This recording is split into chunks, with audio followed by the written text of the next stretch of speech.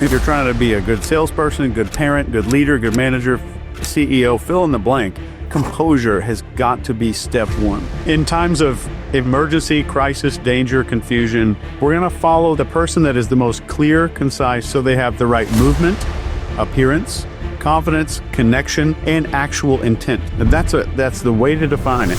You talk a lot about body language and how it's important, but most of us don't understand it. There is no body language for deception. What we're really looking for is behaviors that indicate stress or fear. Blink rate is the most reliable indicator of in-the-moment stress. It's such an unconscious behavior that it becomes super reliable to people like me. You are a big fan of psychedelics. I have this brain disease called mesial temporal sclerosis, where my brain tissue is dying. I was having 9 seizures a day. The mushroom stopped every single seizure. I didn't have to take any prescriptions or anything like that. It gave me my life back. This stuff is a miracle.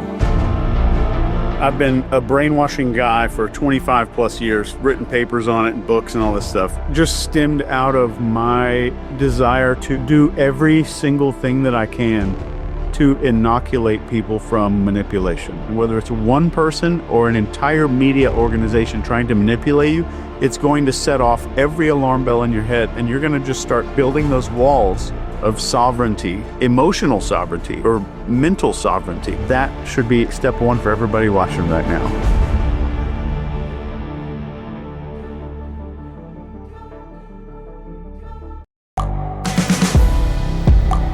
The world is changing.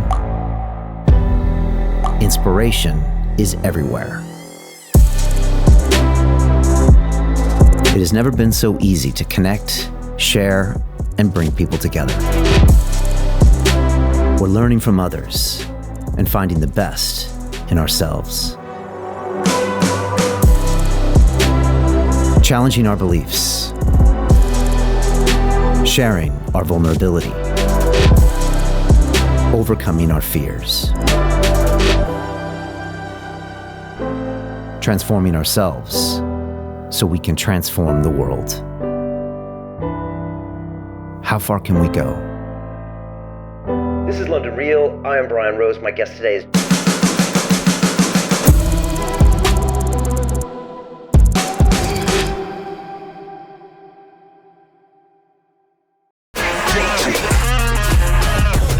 Hey, I know investing in crypto is scary. It takes a real leap of faith because there are so many scams, rug pulls, and bad actors out there. It's a dangerous business, which is why 95% of people lose all their money. Well, that's why I created the London Real Investment Club, so you can access the hottest deals on the planet and use the crypto bull market to create the generational wealth that you deserve. Join my team of over 100 people from around the world that are making millions of dollars behind the scenes investing in blockchain, AI, Web3 games, DeFi, Bitcoin, and more. Don't miss out. Click the link below to book a call with one of my team now. But hurry, this bull market will end soon. I know investing in crypto can be scary. That's why you gotta join the investment club. Pull the trigger. Let's do this.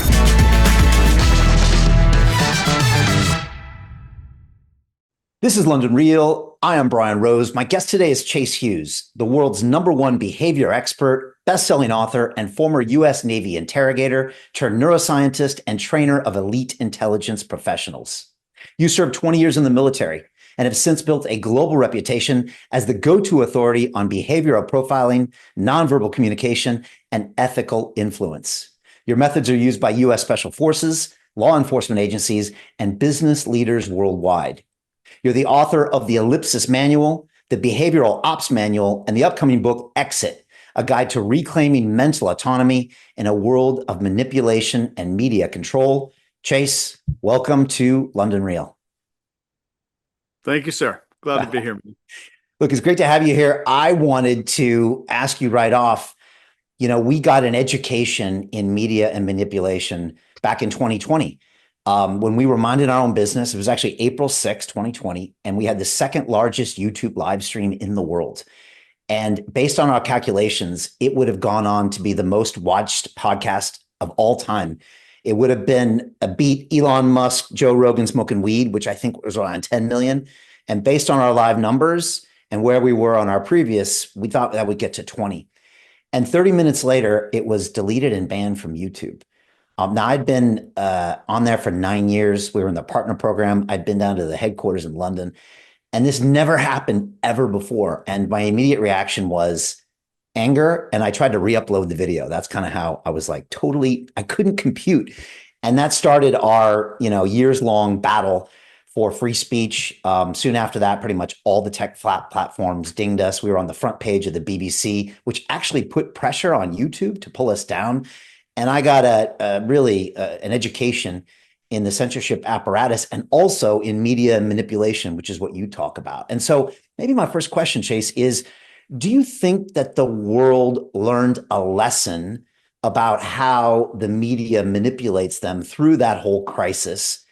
Or do you think that the more we think we're immune to it, the more susceptible we are? Yes to both. Let me, if I can break this down. Yeah. What I think happened is during this process, I don't think we learned a lesson per se. I personally wouldn't characterize it that way, but I think you're right in saying that something shifted for sure. And what I think happened is we had information weaponization, information control. The dude who invented mRNA was banned from social media for talking about the vaccine that he Like Dr. Malone. yes. Yeah. So we had so much stuff like that going on in such a tiny amount of time that it was like a psyops campaign, but they moved a little too fast to where like everyone kind of woke up to it. So what happened is we developed a rapid and contagious mistrust of authority or of what we perceive or call authority. So it made a lot of people start seeing things and looking for things that they normally wouldn't. And I think it kind of just woke some people up and said, wow, this is really bizarre, very unusual. And I think when I teach influence and persuasion, it kind of goes back to this in that a person, if I go to Best Buy and I buy a new Windows laptop, and I think what is it in London? It's Carphone Warehouse or like one of those electronic stores out there. Argos is the thing, I think. Yeah, it's Yeah. like one of the stores, yeah. And if I get a new computer, they're going to try to say, hey, do you want this McAfee antivirus? Do you want this anti-malware software? If I'm the kind of guy that goes, nah, I don't believe in viruses. I stay away from those. I'm immune to that. I'm more susceptible. I become more susceptible because I view I'm immune. So it almost kind of inoculated a lot of people because we had this realization that, up until this point X, whenever it was for you who's watching, I was bought in and I thought they had my best interests in mind. They were putting me first. My health was first. And up until point X, I was vulnerable. But then we kind of downloaded this mistrust, which is what an antimalware program is. And I think that level of mistrust, not that it's paranoia, it's just that I trust it less, a little bit less. I think that became a little bit of a wake up call / antivirus for everybody. Okay. Interesting. And how much does the fear factor play into it? Because obviously everyone was scared. Some would argue that was used as a tool. I still remember the numbers that would show up on the newspapers and on the websites, and that they would just almost, paralyze you with the numbers of cases and deaths and all these things. And as you dial up the fear, it seems like you dial down the awareness and the intelligence. How does that work? Also in the work that you do? Yeah, so let's talk about fear specifically. First, in terms of brainwashing, I've been a brainwashing guy for 25 plus years, written papers on it and books and all this stuff. But let's use fear as an acronym. And if you think of the word fear, that spells out the 4 steps of perfect brainwashing itself. And so the first one is F, and that stands for focus. So the first thing we have to do is capture the focus. And what we're talking about here is the mammalian part of our brain, this lower little animal thing that lives down in here that makes most of our decisions. I need to capture that focus. And the number one way to do that is to subvert expectations and prevent you from predicting your future. So it's like if you think of Caesar Milan, how does the dog whisperer Yeah. come in like some He shocks celebrities? them. He sticks them in Yeah, the neck. like he Yeah. makes a little sound, right? Right. Uh, so like some celebrities got this little asshole dog that's biting everybody, and Caesar Milan's got to come in. First thing he does is massively change that dog's environment. So it establishes a massive amount of focus. So anything novel or unexpected generates focus. So the next element in brainwashing is emotion. So now we need something to kind of bring up and down emotions. And this is a hypnotic technique called fractionation, where we're kind of going up and then back down, like a little emotional, a tiny emotional high point, and then we kind of crash back down. These numbers are looking better. There's people getting on ventilators. Oh crap, the ventilators might be doing a whole lot of bad stuff. So we Okay. had this roller coaster that happened. So we couldn't predict our future. Something unexpected happened. Emotional, crazy stuff going on where we also prevents us from looking into the future. Then we get to the A in fear, and this is agitation. And this is changing the environment and changing habits in a new way. So think Caesar Milan. We're going to randomly change all these things that you thought you could expect all the time. You're going to get locked in your house. You're going to do X. You're going to wear a mask. You're going to, whatever it was. So it's focus, emotion, agitation. If I can disrupt the environment, then I create a raw, fresh area for the brain. And just think really quick of the fastest way for us to set goals for ourselves is to, like, when people say move your furniture around, convince your brain you're in a new environment, get up at a different time, brush your teeth with your non-dominant hand, all of these things, that's the same process. We're just manipulating the brain in a negative instead of the positive. So focus, emotion, agitation, and what's the final thing there? That's the R in fear, and that's repetition. And then we start again. Something novel happens, something emotional happens, we get agitated, the environment's disrupted, and then it repeats again. So repetition is the core principle of brainwashing. Without that R at the end, we don't have brainwashing, we just have persuasion. Okay. And that interesting, that fractionation term I've heard used by actually pickup artists back in the day. And I think when they meet a girl, I think they try to dial in all sorts of different emotions and it's not all bad and it's not all good. It's just experiencing all of these things, which just kind of throw you off. Yeah, and if you watch any good movie, like think about how every horror movie starts. It's the most perfect family vacation in the world. So like this just massive high, and if I can get you to a peak, I can make the valley look way deeper. So Okay. that's kind of the theory of fractionation is if I can kind of bring you up and down, not only do you get more used to going down and kind of get more comfortable in those spots, but I can exaggerate how down you go if I bring you up first. So that's the Okay. theory behind that. This Okay. was invented by a guy named Milton Erickson. He's kind of the grandfather of modern hypnotherapy. He's the guy who got it approved by the American Medical Association. Okay. All right. And so when you look at some of the things that were happening in 20 and 21 and 22, whether intentional or not, I guess you see that FEAR cycle to the max. It is definitely a full repetition of that, and it's just nonstop. And we could go on for a long time. So just let me know Yeah. wherever you need to dig.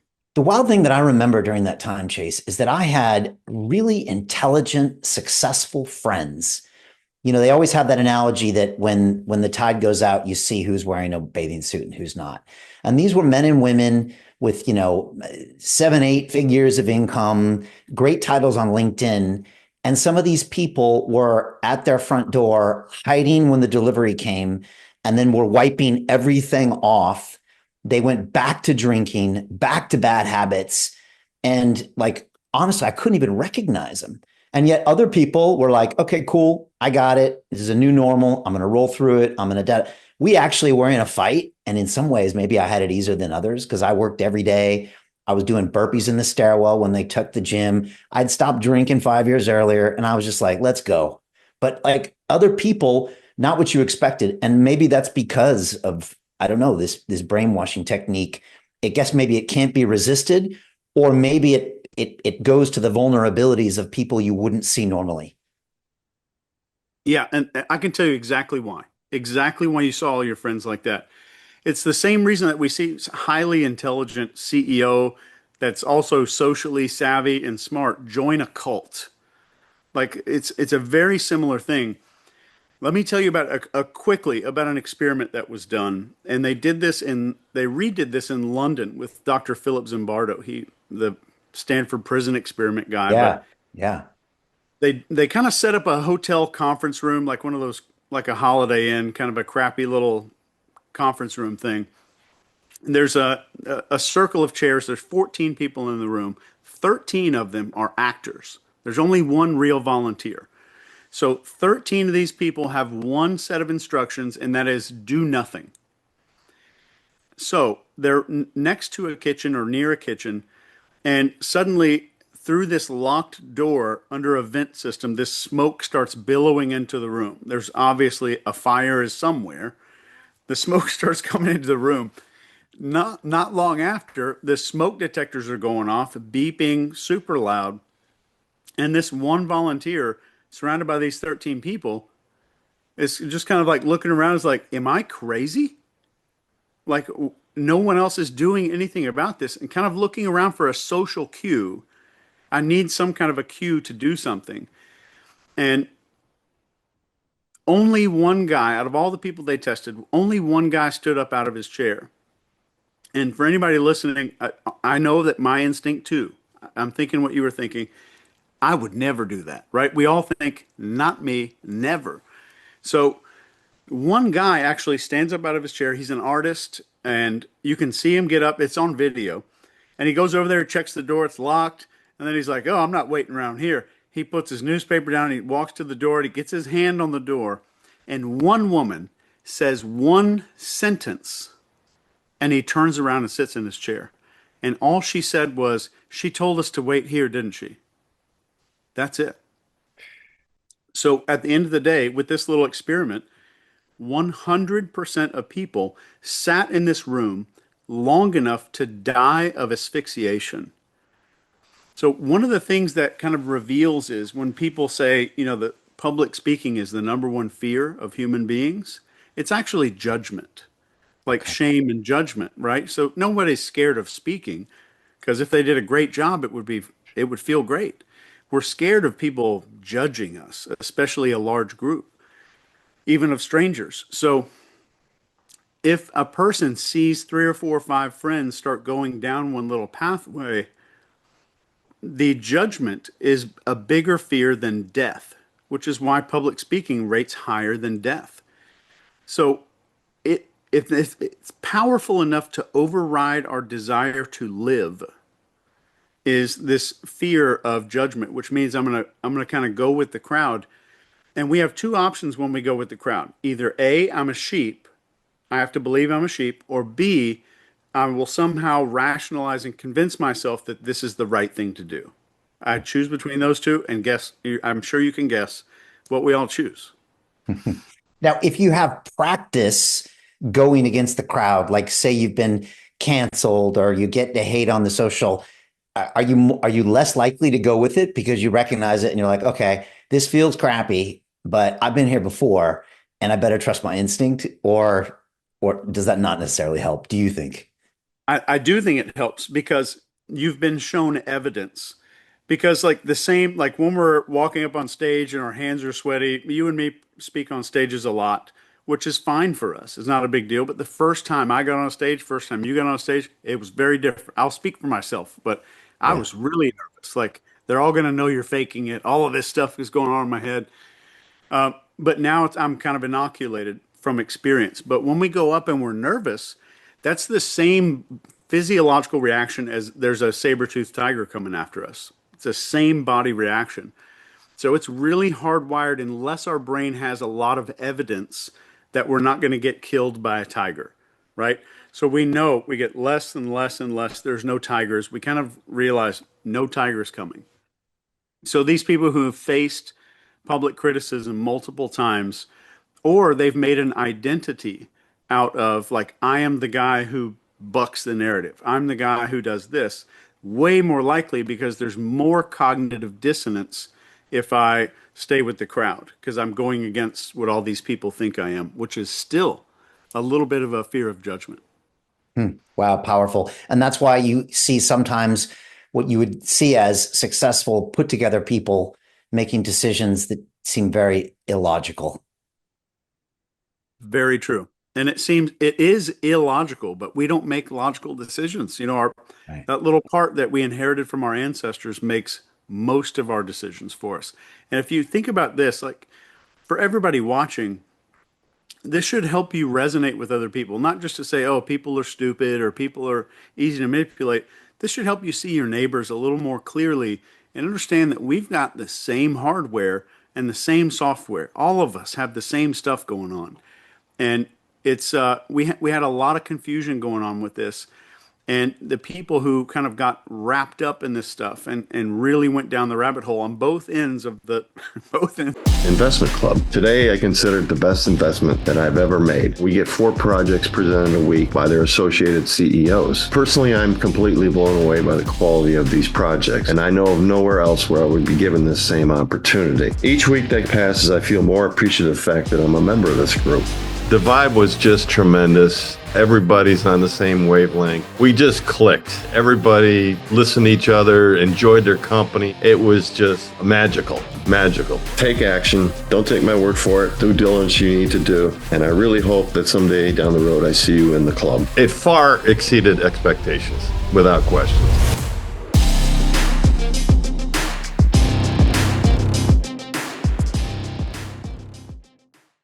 Of the spectrum. Yeah. It gets into part of who we are. And the moment it becomes identity, we're going to defend it no matter how crazy it gets to one side. Right. So we make decisions like amygdala-based decisions, emotional-based decisions, and then we justify them with logic later to prove to ourselves that we're rational. But 90-some% of those decisions are not rational. That is absolutely correct. Okay. Yes. And when you say we have the same hardware and software, because you sent me a couple of thoughts that you had, it's just to say that, look, we're all the same. And in any moment, we could be influenced in the same way. And so depending on what your circumstances are, what your background is, this is your way of saying have some empathy because we're all really built the same. It's not like I'm better than you or I'm more immune than you. It's just where I was at that time with the information I got. That's probably why I reacted that way. Is that what you're trying to say? Yeah, so to where we would normally see people as broken or kind of messed up. And what do we do with things that are broken? We want to either fix them or fix the situation. We want to level things out somehow. And I can somehow, if I view the world as broken, I can level the situation out by just thinking I'm superior or thinking someone else is a dipshit or, whatever. I'm sorry, I don't know if you say curse words on a live That's broadcast. fine. It seems very natural for you, so I like it. Okay. But the other way is like, what if we saw people as reasons? Because we see ourselves as reasons all the time. Like, I did this because I did all this, or I am this way as an adult because of all that stuff that happened back then. So at the end of the day, what if we just extended that little courtesy? You could still see the same behaviors, maybe even still pass some judgment, but we see the reasons. We see a human being as a reason. We see that behavior as a reason. And then we start to understand like that's when you get to the point where you can persuade a person and you can start changing behavior. Like from a psyops perspective, if you're trying to like engineer people to awaken, to wake people up, we have to see the reasons first instead of the judgment. Okay, powerful. And look, I want to jump into your background because it sounds pretty fascinating and a little dark. And I want to do that. But you also said something that kind of surprised me. You said genuine confidence is a superpower. And I didn't immediately see a connection with, say, confidence and compromising human minds. And I wondered if you could explain that. Recently, I picked up on a couple statements I've seen here and there on Twitter. People always look at, say, Conor McGregor. He was that UFC fighter from Ireland many years ago. He was indestructible. And a lot of fighters tried to mimic his confidence and act like him. But then I always wonder that the brain knows the reality. And so when those don't match up, does that affect your behavior? So I'm kind of curious what you meant by that. Yeah, so let me start by saying this one thing. Like if you and I went to a piano store right now, just a giant piano store, and I jam my finger down on like the middle key, which is a C on the piano in the store, You can go put your hand on all the strings on all these pianos around the entire store, but the moment that your finger touched the C string on any other piano, it's vibrating. So that little C string on that one piano vibrates all the other pianos. So when it comes to human behavior, where we speak from is where we speak to in other people. So if I'm speaking from a C string, I'm going to vibrate that C string in other people. If I'm speaking from inauthenticity or incongruence or performance, like that confidence that other people are mimicking with Conor McGregor, I'm speaking to a performance-based mindset in someone else, a performance-based thought. It's not necessarily that we feel that and we can like register that in a spreadsheet in our head, but what we do feel is like everything looks great on the surface, but something's off. I don't know what it is. I can't put my finger on it, but something's not right about the situation. We get a gut feeling or an intuition. And when it comes to confidence, like true confidence, it is never performative, and confidence has nothing to do with other people. Our entire world, our society is obsessed with hierarchy and status, especially today. And well, maybe last 400 years, 500 years. So this hierarchy and status. So confidence, people tend to look at other people to see if they have permission to feel confident, or if I'm faking confidence, that means I have to pretend like I'm over other people. And I firmly believe confidence is 100% about what's in here and not our exterior. And that sounds kind of like some self-help bumper sticker type of crap. But what I'm truly saying is, let's say you have a YouTube channel. If all the great comments make you feel great about yourself, and all that means all the bad ones have the same exact entryway because I'm defining who I am. I'm defining what I'm allowed to do in this lifetime by something outside of myself. So people say I'm shy, I'm timid, I can't be confident. You can absolutely be confident.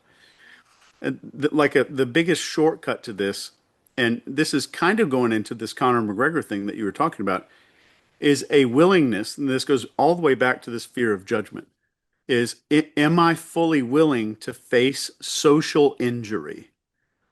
And that is kind of a good measure. Am I comfortable in what's going on? And am I just open to facing some kind of social injury or social wound in this interaction? And that's truly what real confidence is. Okay. So that's how you define it. I'm willing to accept a social wound to be myself, or whatever I do, I'm willing to accept that because ultimately I judge myself. Exactly. And I define Right. myself. Everything's all me. And we're naturally attracted to that as humans because that's typically the person that will lead us out of danger, into food, into all these things. I'm guessing why that hierarchy is so important for us. It is critically important. And in times of emergency, crisis, danger, confusion, we're not going to follow the guy with the best pitch or the best posture or the guy with like the whitest teeth. We're going to follow the most followable person. And that's the way to define it. The person that is the most clear, concise, so they have the right movement, appearance, confidence, connection, or like intent on what they're doing, and actual intent. So like we can see their how without them saying what their how is. Like during an airplane crash, let's say people survive. The person who's taking charge is the most followable person. Okay. Now, can someone fake it until they make it with that confidence? I mean, in this day of digital media, they put the suit on and they come out there and they got the advisors behind them. And I mean, actually, I think Trump is very confident, but I'm just thinking of the way he kind of displays himself and he's always on point and presentable. And it feels like some people kind of did that in 2020 and then it broke down later. But can you kind of fool some of the people some of the time? I definitely think you can. Okay. And I think a lot of times we fall into that. Like we look at the David Koreshes and the Charles Mansons of the world, and if you just imagine a pendulum shape. So like we have a left and a right side. So on this side we have collapse. On this side it's like I have to shrink. I'm going to get small to make other people more comfortable. I'm going to shrink down how much money I ask for, my presence in a restaurant. It's shrinking in multiple ways. And on the other spectrum of this, we have posturing.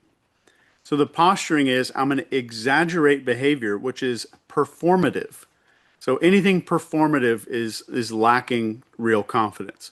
So we have this kind of performative bravado. I'm sticking the chest out. I'm speaking louder than normal. My hand movements are crazy, trying to take up space. You're talking about pickup. There's a Yeah. lot of that stuff in there. Yeah. This and that's posturing. But in the center of this pendulum between those two, we have something called composure. And that is what makes someone truly followable. Is when we get to that, like what I call like Andy Griffith is the bar none example of what this composure thing is. If you've ever watched the Andy Griffith show, it's an older show, Yeah. but Yeah. Black and white, right? yeah. And then we have his partner, Barney Fife. And Barney Fife is a beautiful example of posturing and collapse on both sides. He'll kind of vacillate between these two. And somebody who lives their life as kind of a collapsing doormat, when they want to solve their problem, they don't look to the middle. They're looking all the way over there and saying, that's the solution. This posturing is the solution to my problem. I'm just going to overdo everything. And someone who's postured way too long and then got smacked down for it, they look way over here to the solution to their problem instead of the center, which is composure.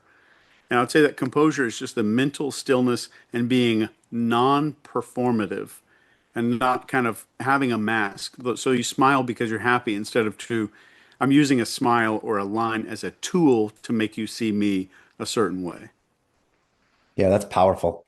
It's interesting because of my show, I've been around a lot of, I guess, high level people, that maybe by definition have some confidence. And it's interesting watching them, behind the scenes and then also on camera and just seeing the way they react to things. I always tell people it's when you get to that high level of people, sometimes it's not what they do, it's what they don't do.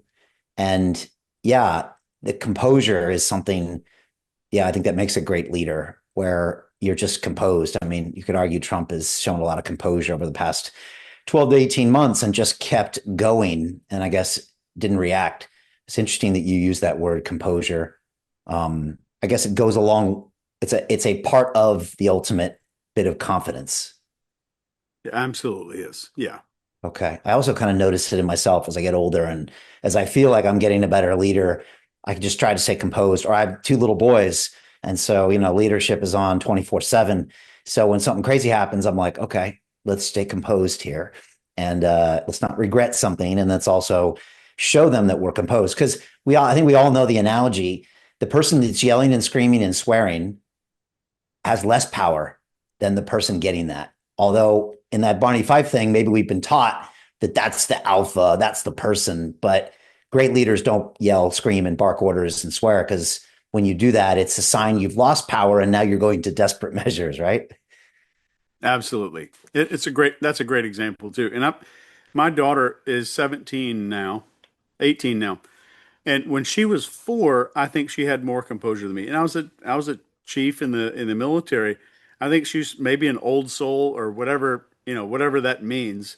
But I think she just kind of grew up and started out with more composure than me. So she, even like at the age of 6, was like such a shining example of composure to me. And I've never seen a kid with that.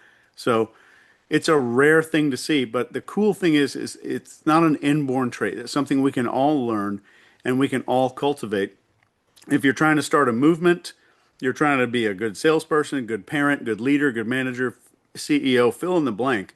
That composure has got to be step one. Like, how can I bring myself to that center line so I can kind of monitor in my head? I can be hyper aware of when I start going into the collapse or I start moving into that little posturing behavior.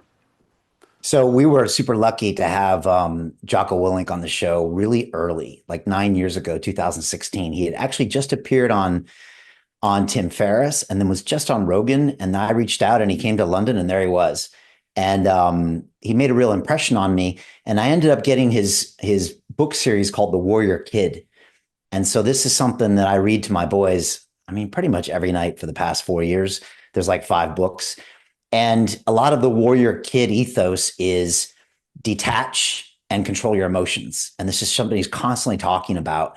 And it's something we constantly talk about as well, as just a way of kind of just seeing if we can manage it. And so, I remember one time where one of my boys, Damon, was freaking out and Caden yelled across the room, detach, detach.